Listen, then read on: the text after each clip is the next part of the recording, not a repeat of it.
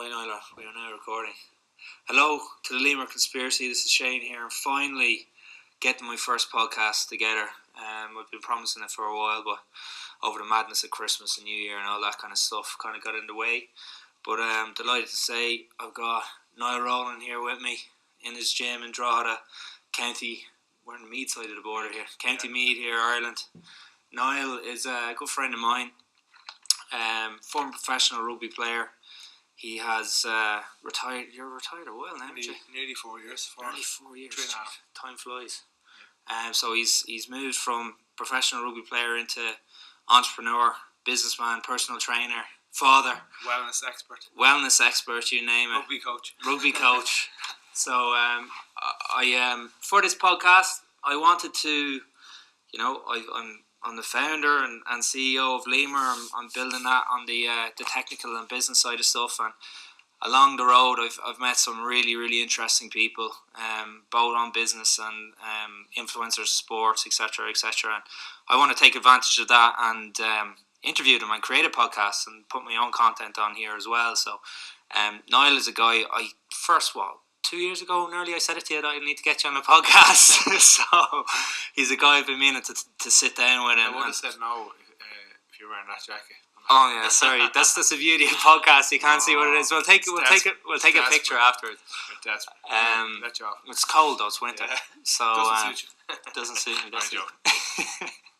So Niall, I'll hand it over to you. Give us a little intro, who you are, where you're from, what you do.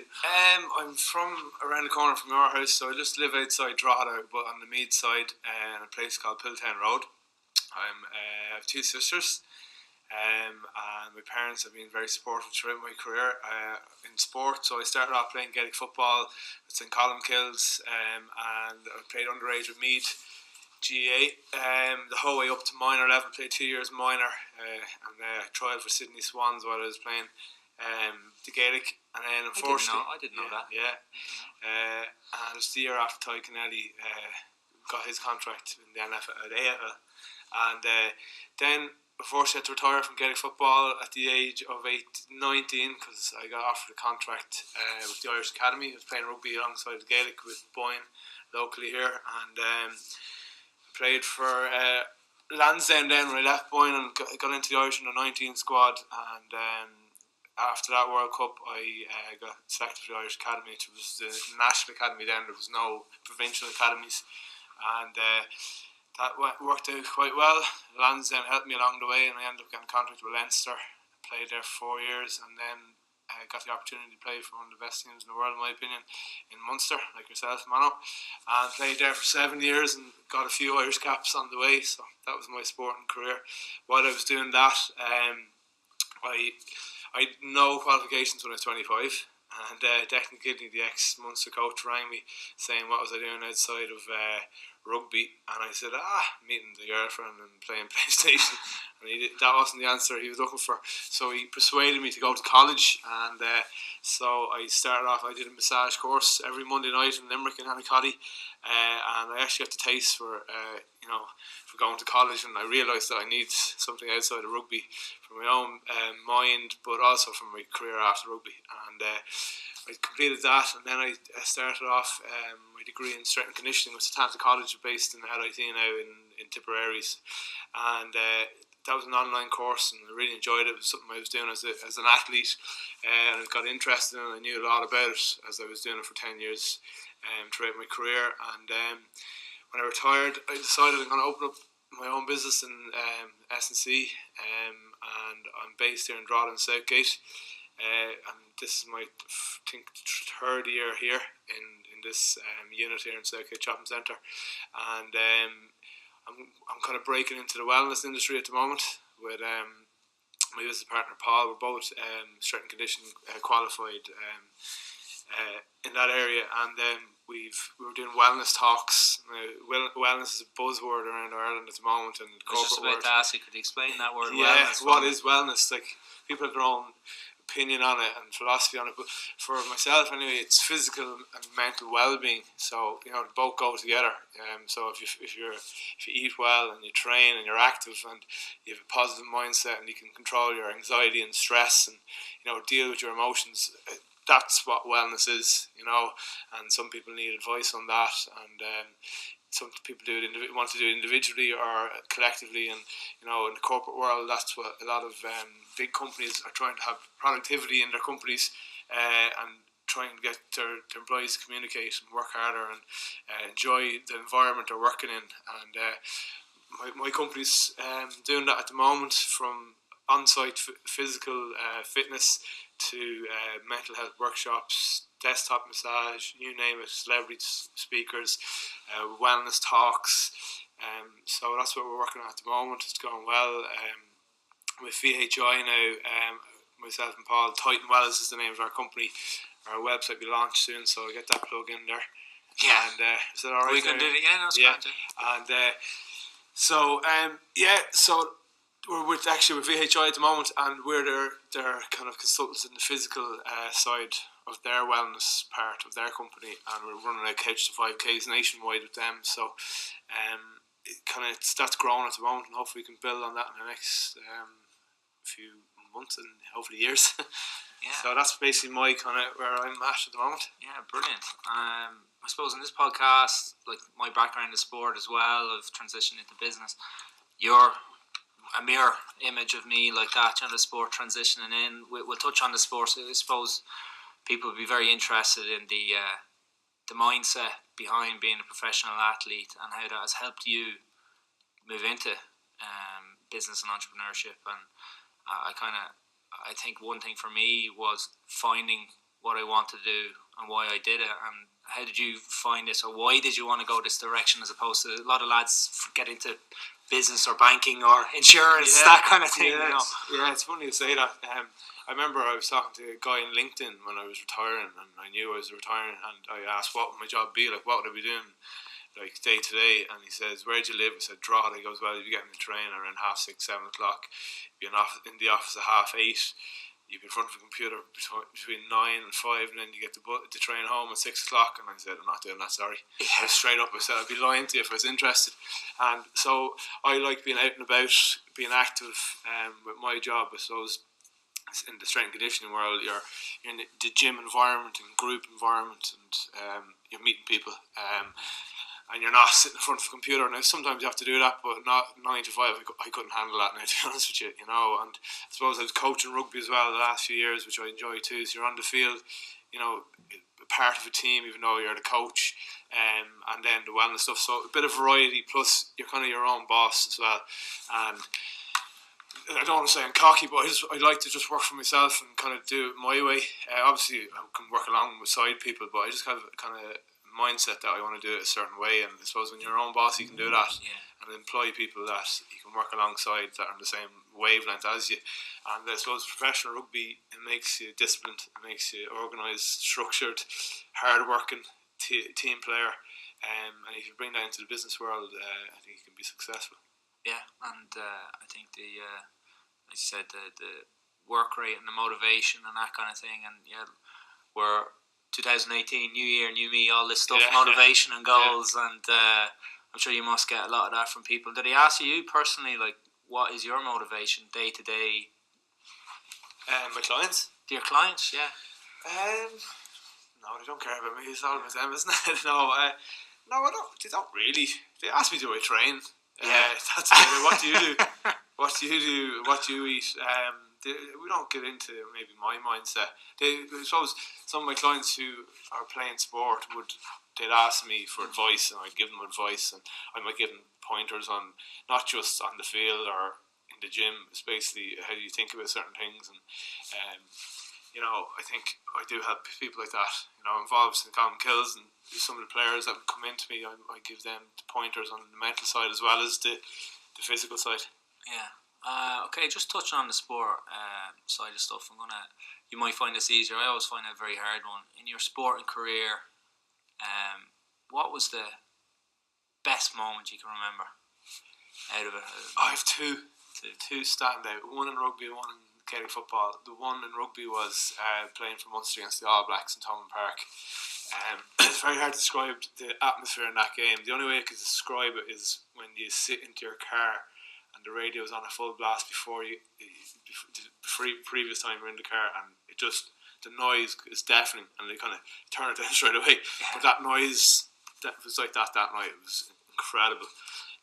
I was only back from an injury that day, for that game, and I probably wasn't the fittest I possibly could. But you would have gone through a wall. Thomond Park is a special place at the best times, but that was probably one of the biggest.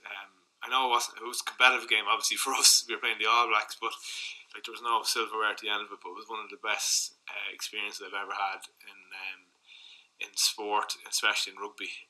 And then the other one would be lately there when I retired from rugby. Yeah. This one was going back playing with my home club, playing Gaelic football with St. Kills, and trying to win a intermediate championship, which might be a big deal for many people, but for me and the people around the club haven't won a championship for nearly 29 years. And when I retired, I thought my the throat's gone. I was shouting this morning in the classes. What was I saying there now? Totally lost it. Meath. Oh yeah, no, basically immediately. So we haven't won a championship for 29 years, and I got injured. Obviously, I had to retire from rugby professionally, and I thought that's it. My Gaelic career is over, and I won't get the chance to go back and play. Thankfully, I took a year off, did my rehab, came back, and we ended up winning our first intermediate championship in 29 years. Then got to the Leinster final of the club championship, won that, and then got to an All-Ireland final and unfortunately lost by a point in Croke Park, which was that for us, for our club, was amazing. And so that would be the two best memories of my sporting career. Yeah, brilliant. And I was actually at that game as well, watching this man going from Thomond Park to some Croke Park as well, wasn't it? Croke Park, so, was that your first time playing in Croke Park? Or? Played 3 times Croke Park, lost everyone. Oh, did you? Third time's a charm, well, not in this case. Oh, not good history there. Yeah, so you're still involved with the club now this year, aren't you? Yeah, I'm doing a bit of strength and conditioning work and kind of helping them out on that side of things. I stepped away last year because I had enough mentally and physically.